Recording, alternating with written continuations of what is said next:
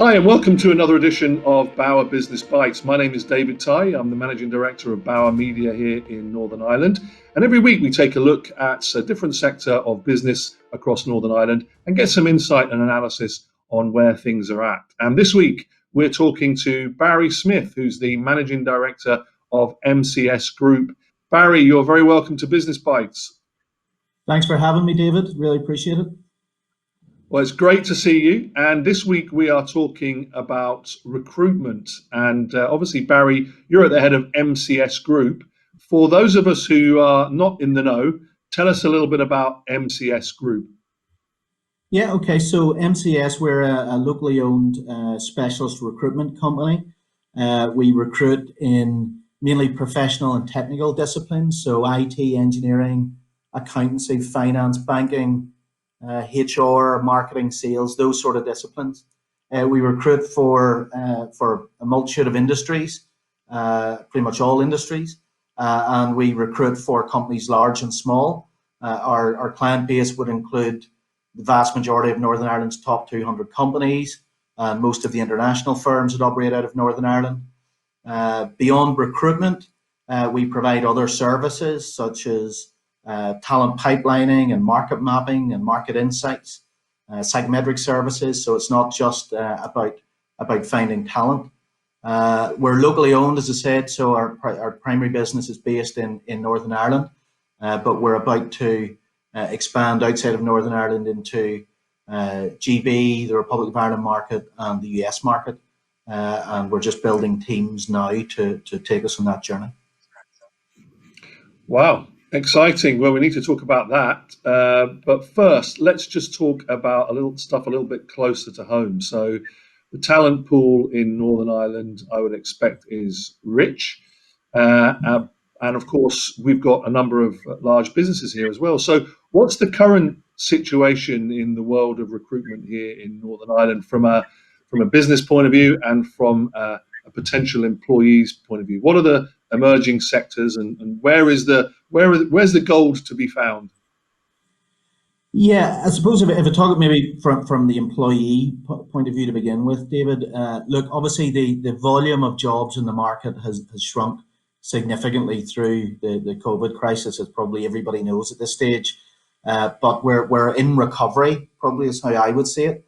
Certainly Q2 this year, once the lockdown happened, a lot of companies really went into sort of hibernation mode, and you could see the volume of jobs, not just through companies like us, but across the board.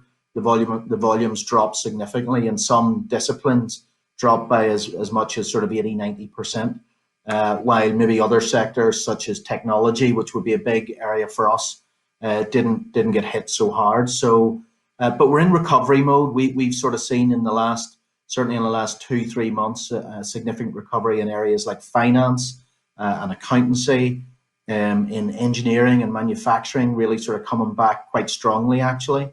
HR has been a very strong area the whole way through COVID. I think a lot of companies realized that they needed extra HR support, either on a sort of interim basis or they needed to beef up their teams permanently. And so that has been sort of strong the whole way through. So it's a bit of a mixed bag. Obviously, I suppose we don't recruit in areas like retail, but retail is obviously been strong the whole way through, as has sort of medical and pharmaceutical as well, really. So it's a bit of a mixed bag. Hospitality, again, a sector that wouldn't be one we recruit into, we know is obviously finding it really tough. So I guess, the jobs market and how tough it is depends on what your skill is and what your discipline is. If you're in technology or finance or areas like that, you might actually be finding that it's pretty good. Look, I think it's a good time to be hiring in general. We've been through for the last 10 years a market where it's been a candidate-driven market. Skills are hard to find in pretty much all disciplines. Recruitment's been tough. So I guess any lessening of the demand leads to improved supply. And so therefore it's probably a pretty good time to be hiring. And certainly we've seen companies through the earlier stages of lockdown actually try to get ahead of the competition by actually accelerating their hiring through sort of April, May, June, when maybe other companies were hesitating and wondering how to push ahead. So that's been a sort of interesting development. Yeah, so it's a mixed bag, and I'm sure as we come to the end of the furlough scheme at the end of October, you're probably anticipating uh, more more turmoil potentially in the market, or not? Yeah, I think we will certainly. Look, we've already seen it. It's sort of hard to say what the end of October will bring, but I think through the last few months we've started to see companies announce redundancies, and I suppose where there are volume redundancies potentially happening, there's a I suppose an elongated sort of time frame that they have to work through. So we've probably seen a lot of those announcements already while the process is happening. But yeah, without a doubt, there's going to be a lot of people, unfortunately, coming onto the job market at the end of the furlough period. And I guess, depending on what new restrictions it seems like we're about to get are introduced, that will play a part as well, I would imagine. Okay, but let's look at you mentioned earlier on that you're expanding. So despite the ups and downs of the world we're in currently, you are going from strength to strength. Tell us a little bit about that. Yeah, well, I suppose we have to be careful because the world can turn very, very quickly in the time that we're living in. But I suppose we have stabilised our Northern Ireland business ultimately through the period, and many of our clients are hiring and hiring strongly in the disciplines that I've been talking about. I suppose we had always intended to be growing outside of Northern Ireland in 2020. We had actually plans to open across the water in spring this year that were put on hold due to COVID. And I guess the COVID slowdown in Q2 really gave us an opportunity to sort of reassess how we wanted to drive our international expansion.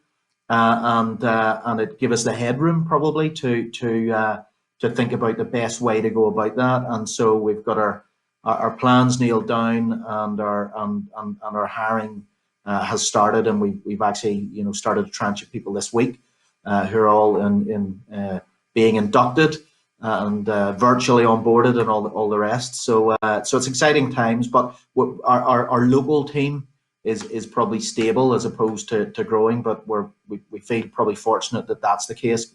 I suppose many of our competitors have had to downsize, like many companies across the province. So I think we've been fortunate that way. Yeah, and are just briefly as we come to the end, are the hiring principles in different territories, different parts of the world, are they broadly the same? Are there the same issues in these parts of the world that you're looking to go into? With the exception of COVID, of course. With the exception of COVID, I think they are, yes. Broadly speaking, companies want to get good talent into their business. There might be slightly different processes in terms of how they go about it. The US market, for example, tends to have more rounds of interviews, and it tends to be a more elongated process compared to here. But the principles are the same, and ultimately what they're trying to achieve is the same thing. You will get regional variations and you'll get that in this country where maybe in larger cities it's a little bit more I suppose direct in terms of how people handle recruitment. Whereas maybe in more regional areas there's a bit more it's a bit more personal sometimes. That's generalizing a lot, but sometimes you see that from area to area, but broadly the same. That's great. That's great. Well, look, we wish you the very best of luck with your expansion plans, and hopefully people watching this will be able to visit the website and see all those jobs from all different parts of the world as we move forward. Barry, it's been great to have you on Business Bites this week. Thanks for being our guest. Thanks, David.